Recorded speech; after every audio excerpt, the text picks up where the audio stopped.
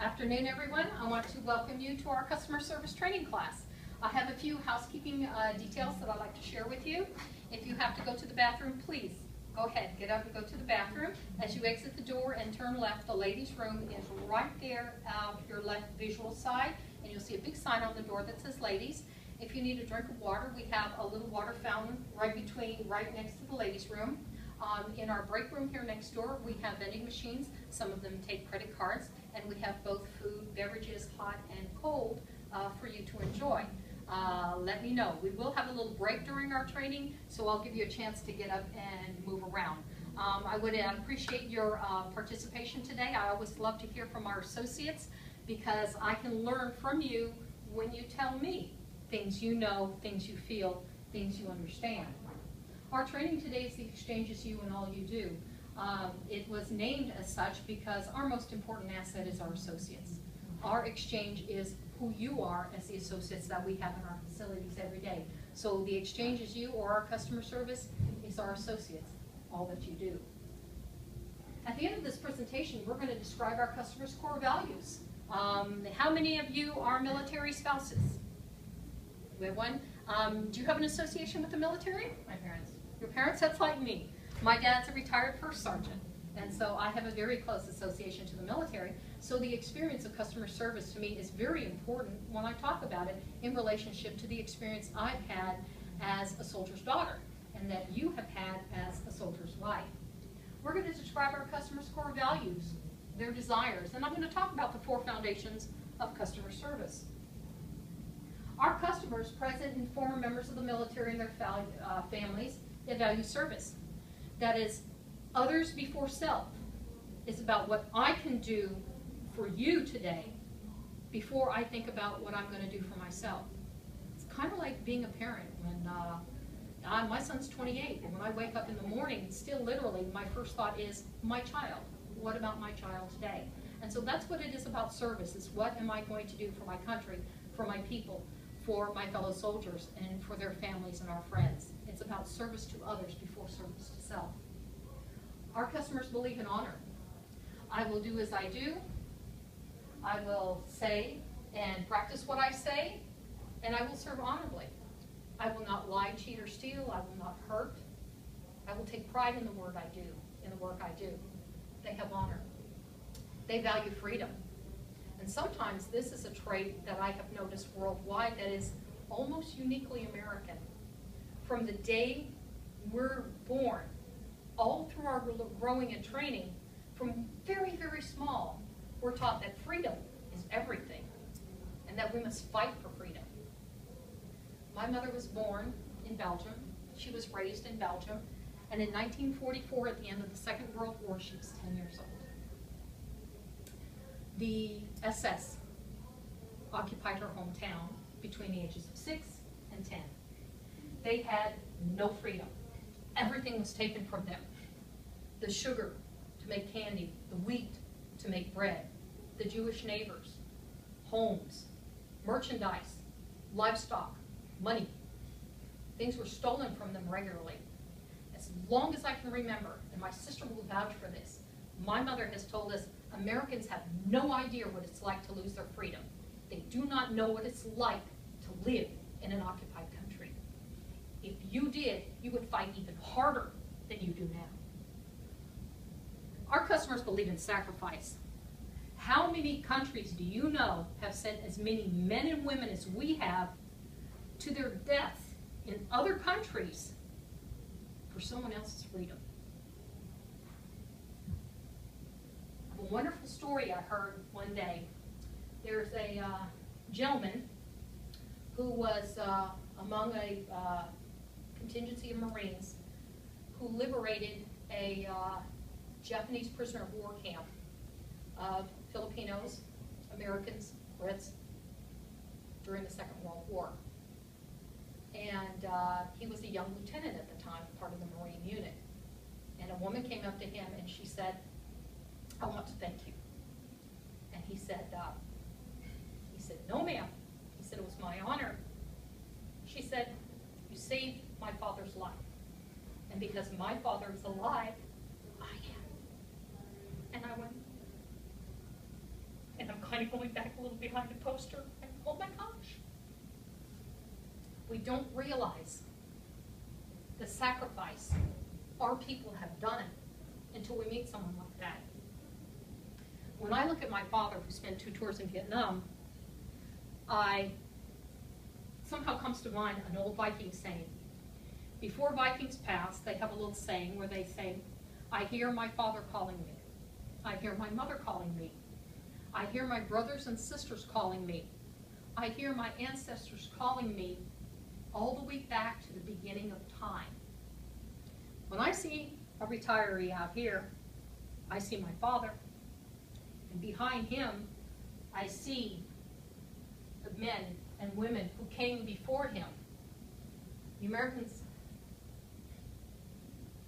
liberated my mother's hometown in May of 1944 because of the American soldier, because of the British soldier. My mother grew up a free woman. And when she did, she married my dad. And 55 years later, I'm standing here in front of you. That's how we need to remember who our customers are. Our customers are special, and they deserve excellent customer service because they have earned it. And there's nobody more qualified to give them that than you and you and me. My mother has lived your life in a time where tens of thousands of soldiers died in Vietnam. And so that little retiree lady out there, that's my mom. That's you. That's your mom. And I've lived your kids' lives when there was no Skype, there were no computers, and the only thing satellites did were target positions over North Vietnam to bomb. We could go for weeks and months without hearing from him. In an ugly, ugly time when this country did not love, appreciate, and respect their military. So nobody is more qualified than you and me to take care of those customers because we've lived their lives, because we believe in service, because we believe in honor, because we believe in freedom, because we believe in sacrifice. So never forget when you go out there, all the way back to the beginning of time, the people that you are taking care of as they stand in front of you today, and how nobody is better qualified to do that than you are because you're part of their family. Do you think you have what it takes to be a customer service person? Is the customer the most important thing to you when they walk up? When you walk into my office, you're more important than the message, you're more important than the telephone call. You're the most important person right now in front because you're standing there in front of me and you need my help, you want information, you need my opinion, you need direction. You are the most important person to me. Do you view your job primarily as a human relations profession? Because that's what it is. You think, oh, I'm in retail, I run a register. But no, we talked about that a little bit earlier today in class, where this really is a human type of communication issue. Everything we do is involved with human resources or human relations. Do you have a positive attitude and a cheerful outlook? We don't want grumpy people. And yeah, sometimes it's hard because, yeah, we're carrying that little invisible backpack and it's weighing us down.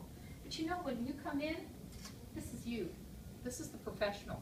And you're going to be cheerful and you're going to be smiling because that's the person that you truly are deep down inside. Do you have a higher energy level? It takes a lot of work out there out on the sales floor. Oh, I just run a register. Oh my gosh, do you know how much work you actually do every day? You greet the customer, you talk to them, you look at their ID cards, you scan their purchase, you bag their purchase, you bring their prices through, you hand it to them, you say goodbye. You're using a lot of energy. Can you allow a customer to be right even when they aren't? Because sometimes you're saying, this is going to be a tough one because I don't really believe they're right, but for this instant, they're right. It's their perception. It's like people tell me, how do I know when I'm giving exceptional customer service? I can't tell you. The customer can. Oh, but that was nothing. I said to you it was nothing, to the customer it was something. Now it's become exceptional customer service. You don't see it, but the customer does. And if the customer says it's exceptional customer service, I'm going to take their word for it. If they say, I didn't get such good customer service, I'm going to say, tell me about it. Tell me why. What happened? Our customers want knowledgeable and available staff. Oh, this is great. I can go out to the power zone. This Johnny can tell me everything there needs to know about this laptop, but you know what, he's on vacation leave. Okay, that's great, we have Johnny, and he's entitled to go on vacation leave, but don't we have anybody else that can tell me about it? So not only did it be knowledgeable, we have to make sure we have enough people to take care of our customers. We need people that are friendly. You're gonna love this, I read a customer comment once that says, I walked up to your associate, asked her if she could help me, and she screamed and ran away. I'm going, oh my gosh, I said, I really need to track this information down. So I tracked down the manager in that facility, and I said, what happened? She said, the associate said she was startled. And I'm going, okay, we're not in Afghanistan, we're in the middle of a power zone. You know, not very likely would anybody be startling you. But we do need friendly people. We want ones that are welcoming. Like when I popped in the classroom this morning, I'm going, oh good, I've got 2 people, you know. I was really happy to see that y'all had come in for training today. So we need people that are going to project that air of happiness. It creates a positive attitude. It creates community. It creates a sense of togetherness. We want good value. And do you think good value is always a really cheap price? What else could good value be? Quality product. Good quality products. Information. Information is extremely valuable. Sure, I could spend $1,000 on a laptop, but nobody can tell me how to use it. Or the laptop, oh, even better, the laptop's $300, but nobody can tell me how to use it. Not such a good value, because chances are I'll be going peck, peck, peck on the computer. If the customers didn't need us, if they knew everything they needed to know, they wouldn't need us, and you wouldn't be here and I wouldn't be here. But they need us. They need us not only for the human interaction, and I got a great story to tell you about that later, but they need us for information. They need to make a connection with another human being about what they're buying. They need convenience, okay? We've got loads of expresses in this exchange. We've got one down there, and I think about Schrecker down there. It's in Clarksdale or Clarksmore, housing area, Clarksdale, housing area. It's a little express. It has snacks. It has, you can buy DVDs, you can buy liquor, you can buy tobacco, you can buy candy, you can buy a couple of, household items, a detergent and things like that. And they're open 7 days a week. And they're open like, I'm guessing 6 a.m., 9 p.m., 10 p.m. There's a lot of exchanges. It's hard to keep track of when they're open. A lot of facilities, it's hard to keep track of when they're open. But say it's 4 o'clock in the afternoon on a Saturday and your baby's run out of diapers. You pop over to Stryker, which is just down the road, and they have no diapers. Guess what? It's no longer convenient. Okay.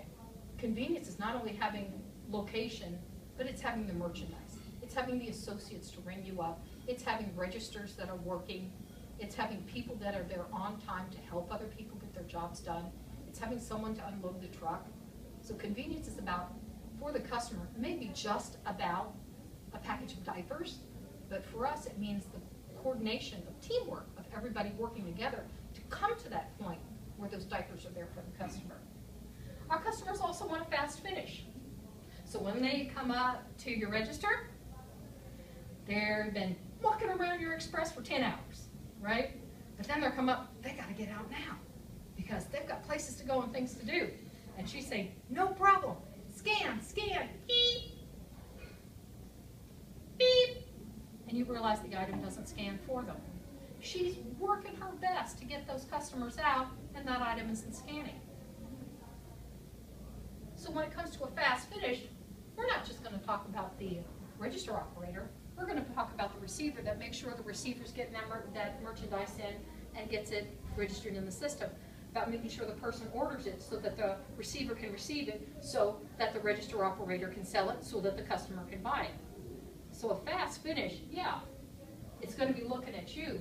When you're in my classroom, I'm going to say receivers and managers and orderers and supervisors, you all need to be doing your job too, so that this woman here can give that customer a fast finish and get that customer home or on their way. The 4 foundations of customer service. We have more very simple foundations than when your managers walk around, or when corporate university walks around, or the GM walks around. He's looking at, are you practicing the 4 foundations of customer service? And these are really easy to remember. They're greet, which is to say hello, to acknowledge them, to listen, to suggest, and to thank. And we're going to talk a little bit about each of those. I'm going to go back. Yeah, we'll customers, it says you have 5 seconds to make a good impression. But I want you to make sure that your good impression, you're not thinking it's all about me. It's what they're seeing when they come in. It's nice that you're there and that you're presentable and you're ready to go. But what if they walk up to your facility and the trash is overflowing, the light is burnt out, and half the gas lanes are closed? They're going to wonder, wow, is this place really open? Maybe I should go somewhere else. So 5 seconds, yeah. When they see you, it's about you. But remember, the customer service experience is about our overall. You have 5 seconds to make a good impression. We want you to address the customer. We want you to talk to them. And like I said, I'm not an automatron. I'm not going to say, Mr. Robot, you will. Miss Automated Sorting System, you will say this. I'm not going to say that. I'm going to say, reach deep down inside of you, grab something right here, pull it out, and speak to the customer as it speaks about you, who you are. When I was in one Christmas, I worked out at the Starbucks here at the court, okay? And I'm going, oh, this should be really, really interesting. I think I could do this as a retirement job. Yeah, at the end of the day, I knew I wasn't, okay? My feet were screaming at me. But at least when I was up there and I addressed the customer, because when we want to address the customer, we want to really engage them. We want to make some eye contact with them. We want them to really understand that we are there for them. And the best thing for me to do is just run the register since I couldn't make any drinks. So the customer would walk up and I'd look at them and say, I said, hey, what can we make y'all this morning? And because that's easy for me to say. I mean, my dad's from the South, so really, y'all is really the only word I ever picked up and carried around with me. But it's easy for me to say that. If I had to stand there and say, good morning, how are you, welcome to Starbucks, I would just like, I couldn't feel comfortable with it. And when you're not comfortable with what's coming out of your mouth, the customer, they're not sensing, they're not comfortable either. When you come to my office, it's the same thing. Sit down, let me move that for you, if you don't want to hold the pillow in front of you. So it's be yourself when you're engaged with the customer. We like for you to use the customers who are in uniform, we like for you to use their name and rank. Do you practice this? Do you see this in your facilities? We do encourage that with our associates because we live within the military environment. And we like to emulate or do the things that they do because we're part of their environment. We have 2 classes online at LEX at the Learning Exchange, which has Army rank and Air Force rank in it, 2 separate classes, and you could take those classes online for credit and you can learn more about the military rank. And so for some people, it's really, really easy. For those of you who haven't learned yet those military ranks, how could you possibly address the customer instead of using their name or rank?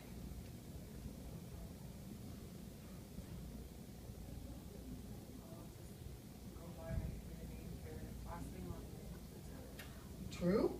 What else could you do? Sir, ma'am. You could use sir or ma'am. And if you're both going to be working in the branches, and so or in the expresses, and so from my time in the expresses, I remember knowing that you will see the same people every day, depending on the time that you work. They will buy the same things, they will say the same things, they will come in at the same time. So you develop a rapport with them. And more than once they will say, oh no, don't call me that, call me Tom, call me Sue, call me Chet. And you've reached the greatest point when they ask you to address them by their first name because it means you've created a rapport, an understanding, a communication between you and the customer. And we want you to smile, okay? I've lived in 14 states and 5 foreign countries, and the one thing that I do know is that a smile is universal. It's welcoming, it's warm, it means I'm open. Come talk to me, let's get together. So a smile is a wonderful thing, and it takes less muscles in your face to smile than it does to frown. So we want you to smile, we want you to create that warmth.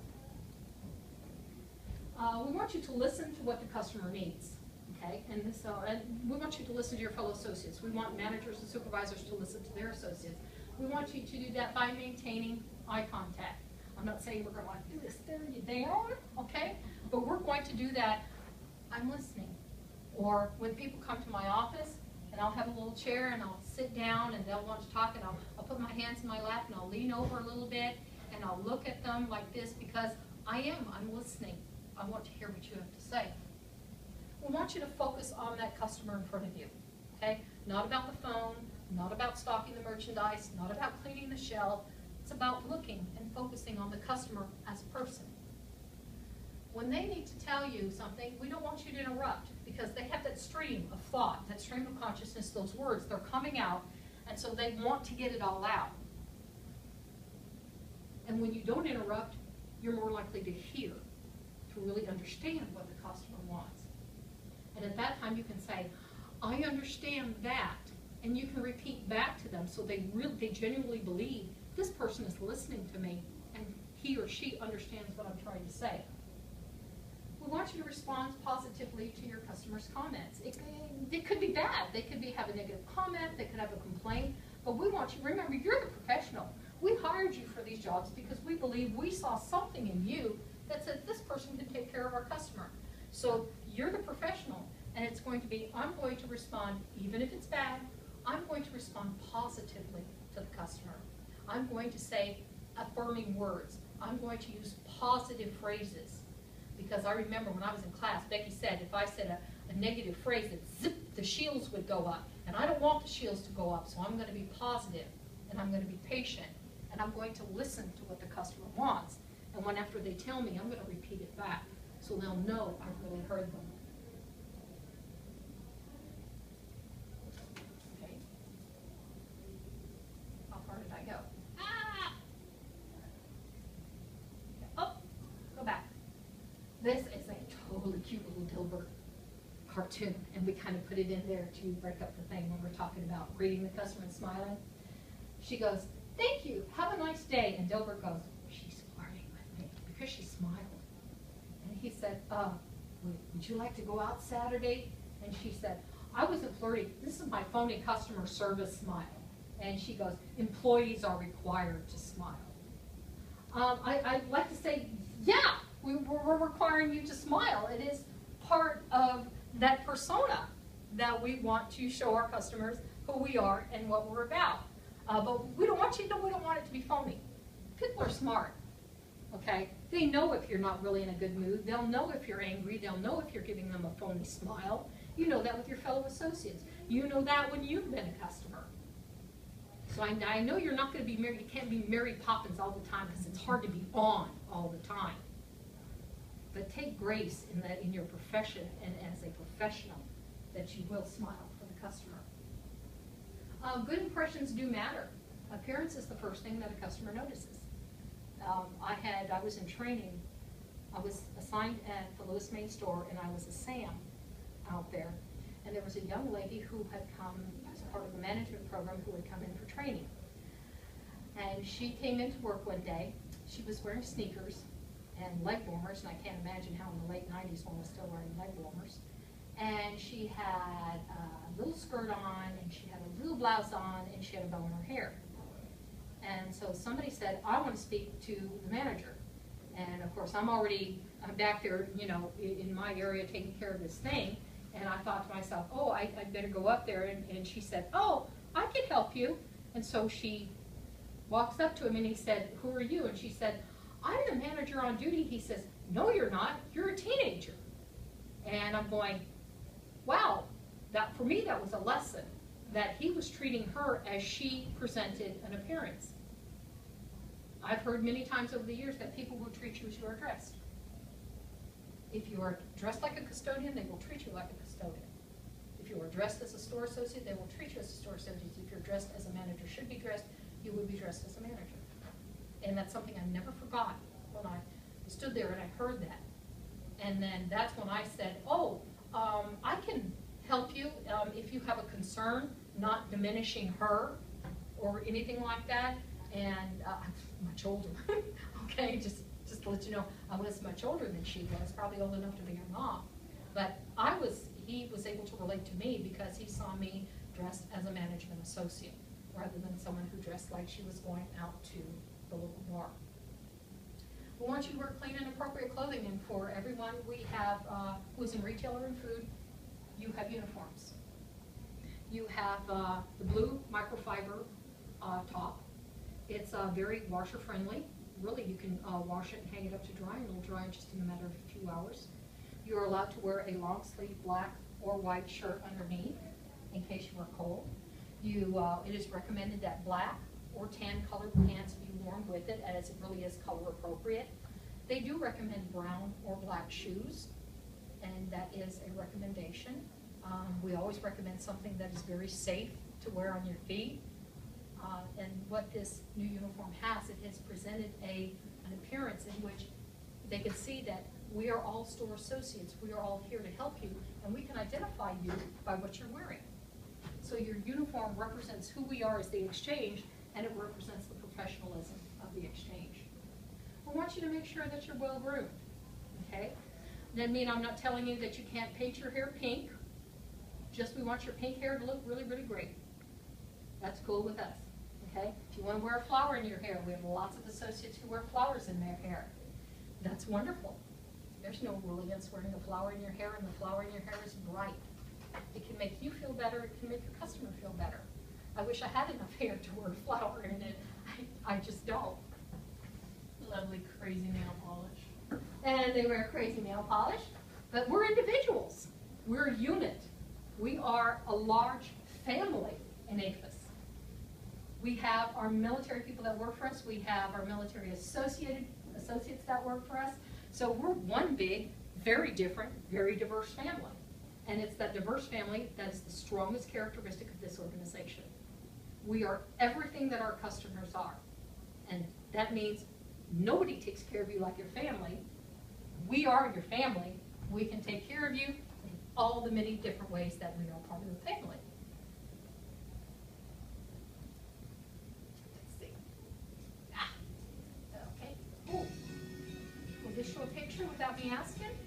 Cool. Exceptional customer experience starts from the moment our customers drive into the parking lot. It's the feeling they get when they walk through our doors, when they see our name. One of the best ways to create an exceptional customer experience is being an expert at listening to our customers. Oftentimes, when people talk, the majority of the time is spent thinking about how to respond to what they're saying and not really listening to the person who's talking.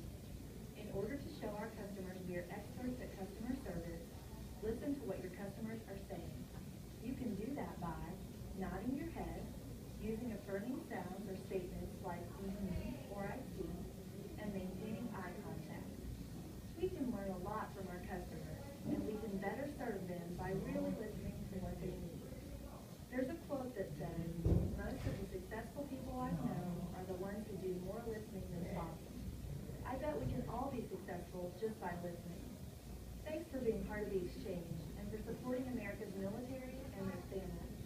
The exchange is you and all that you do. I like those because they gave little helper phrases that are in there. When we listen to people, we show that we care and we show that we respect them.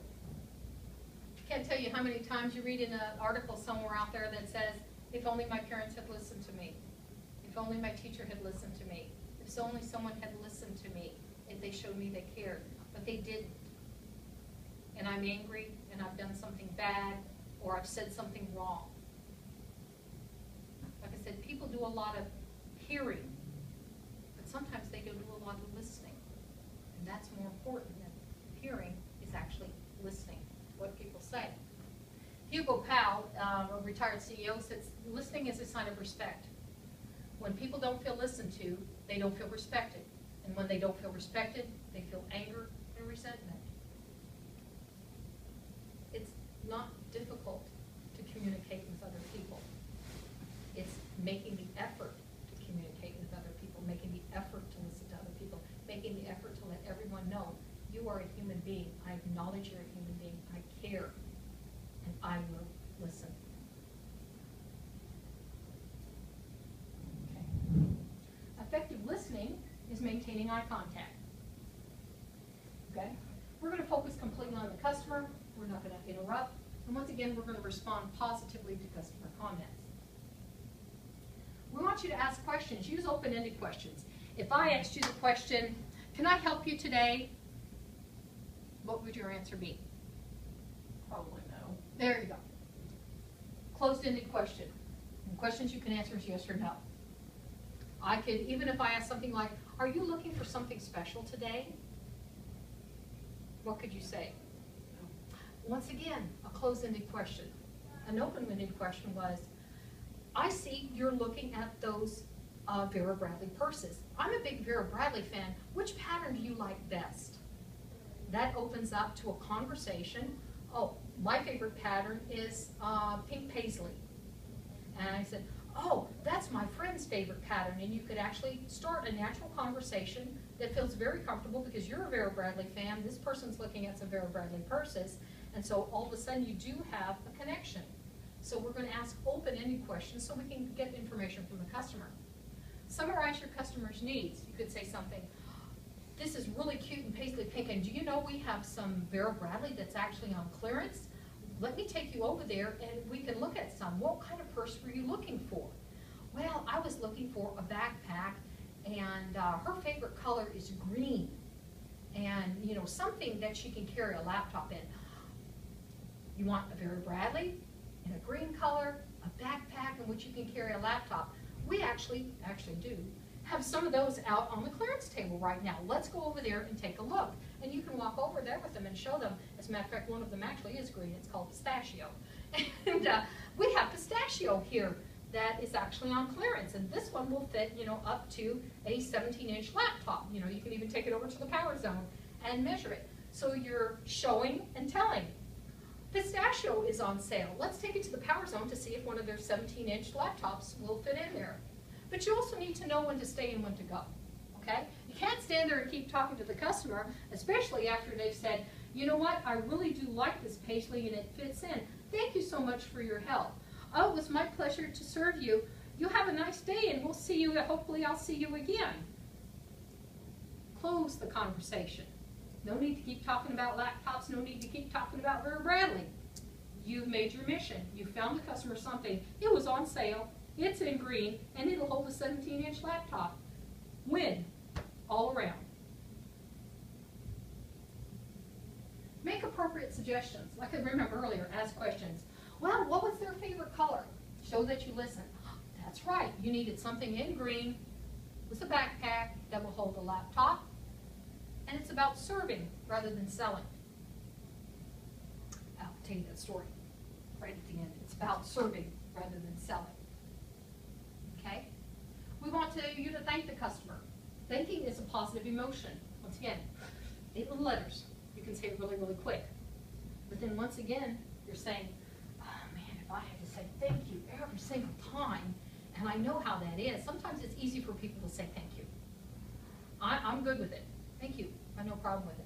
But sometimes you can get tired of hearing yourself say thank you, thank you, thank you, especially if you spend 6 or 4 or 5 hours running the register.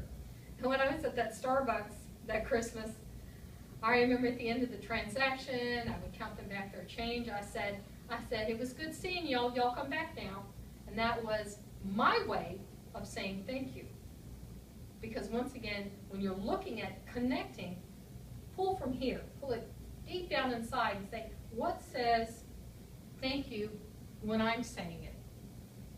And it's kind of funny that you would say, y'all come back now, but remember, y'all's the only word I really didn't seem to have a problem with that.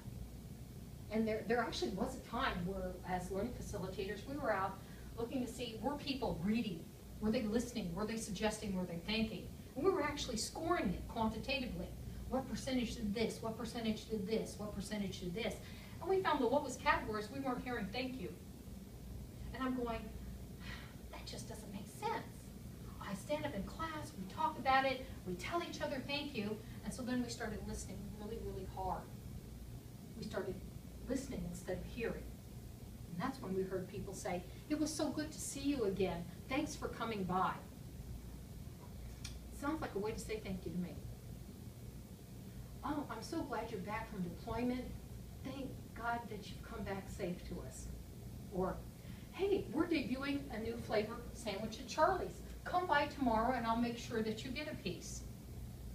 The conversation is closing, but once again, not only, and when you may not have heard the word thank you, but you've heard the words, please come back. So when we stop hearing, we started listening, and we heard people saying thank you, but in a way we had never heard them say thank you before. So once again, that's something you draw from inside. That's what's going to say about me. Grow and keep your relationships. And this is with anyone that you come into contact with. When you're growing and keeping relationships, you're keeping open the modes of communication. You're encouraging them to come back as customers. You're giving them great customer service. Use your customer's name. Maybe it's a first name. My dad, retired first sergeant, been retired since 1979. He still wears his hat, has the Vietnam ribbon. It has 62 and 66 on it, the 2 years that he served, the tours ended. And it'll say, you know, Vietnam veteran on it. And so people will come up to him and they'll say, hello, First Sergeant. Nice to meet you, First Sergeant. And you know what? It's been, what, 35 years since my dad retired, give or take. He'll still answer to First Sergeant. Maybe your customer is Carla. Maybe your customer is Sergeant Hill. Maybe your customer is Colonel Blackwelder. Or maybe your customer is just First Sergeant. And maybe they say, I'm retired. You can call me Jim or Mr. Brown. Whatever it is that your customer's name is, use it regularly. When I see you, every time I'm going to look, I'm going to look at you and I'm going to say, Vasla? And I'll say, Jordana? And I'll say it because I want to remember your name. I want you to know that you have value to me. And a name is one of the ways in which we connect with people, because people aren't tables, okay? People aren't remotes. They're human beings, and they value the name. And they value our connection to them through their name. Tell them you hope they enjoyed shopping with us today. When we leave at the end of class today, I'm going to say, thank you so much for coming to class today. It was really great meeting you. And I said, I know I'll be seeing you around in your facilities when I come by to visit. I appreciate your time, because this is time that you've come in and you've spent with me in the classroom. Thank you is very different for some people, difficult for some people to deliver, but when it's genuine, people understand. People can listen, not just hear when you talk to them. Thank the customer by making it genuine. If you can, we want you to use the customer's name and ranks. We want you to become familiar and comfortable with that. We want to make them feel that both their service and their business are appreciated. And what I remember before you came to work, there was an associate at Liberty. Her name was Dosey. Her name was Heinke Hackbar. And I just, when I was a manager there, I used to say, man, if I could put a barcode on her and have 50 of her, I could rule this exchange. Because customers would stand in line when there were shorter lines, stand in line because they'd want to talk to Dosey. Because she knew their name, she knew where they worked, she knew if they deployed, she knew what their favorite cigarette was, she knew what their favorite beer was.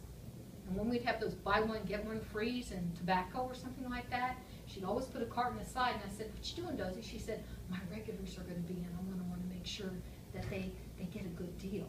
She wouldn't turn anybody down, but she'd always make sure she'd save something for her regulars. And I guarantee you, we'd have 5 lanes open, 5 registers open.